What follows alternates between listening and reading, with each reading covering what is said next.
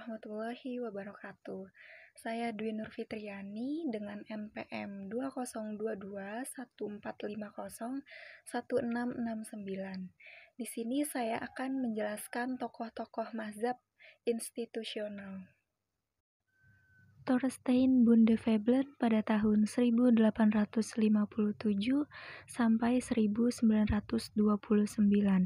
Veblen adalah seorang iconoclast, yaitu orang yang suka menjatuhkan ide-ide atau gagasan-gagasan orang-orang atau institusi tradisional yang telah diterima secara umum.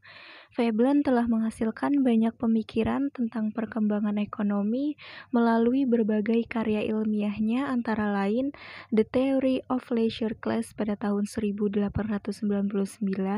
The Theory of Business Enterprise pada tahun 1904, The Instinct of Workmanship and the State of the Industrial Art pada tahun 1914, The Vested Interest and the Common Man pada tahun 1920, The Engineer and the Price System pada tahun 1921, dan Absentee Ownership in Recent Time, The Case of America pada tahun 1923.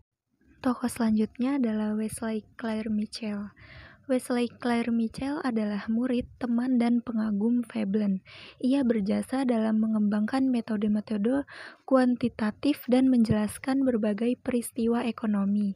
Salah satu karyanya yang sudah menjadi klasik adalah Business Cycles and Their Causes. Mitchell mengorganisasi sebuah badan penelitian yang bernama National Bureau of Economic Research. Dari penelitian ini memungkinkan lebih dikembangkannya penelitian tentang pendapatan nasional, fluktuasi ekonomi atau business cycles, perubahan produktivitas, dan analisis harga.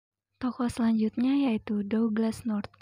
Pandangan terhadap aliran institusional mencapai puncaknya tahun 1993 pada waktu Douglass North menerima hadiah Nobel dalam bidang ekonomi. Selama ini, kebanyakan pakar ekonomi menganggap hanya mekanisme pasar sebagai satu-satunya penggerak roda ekonomi dan mengabaikan peran institusi.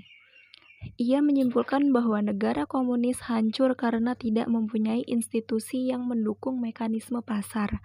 Terhadap perubahan yang radikal di Eropa Timur dan ex-Soviet, North mengatakan bahwa reformasi yang dilakukan tidak akan memberikan hasil nyata hanya dengan memperbaiki kebijakan ekonomi makro saja, tapi juga dibutuhkan dukungan seperangkat institusi yang mampu memberikan insentif yang tepat kepada setiap pelaku ekonomi. Contohnya, institusi yang mampu memberikan insentif adalah hukum paten dan hak cipta, hukum kontrak, dan pemilikan tanah. Apa yang dimaksud North dengan institusi sedikit berbeda dengan Veblen sebagai pendiri aliran institusional.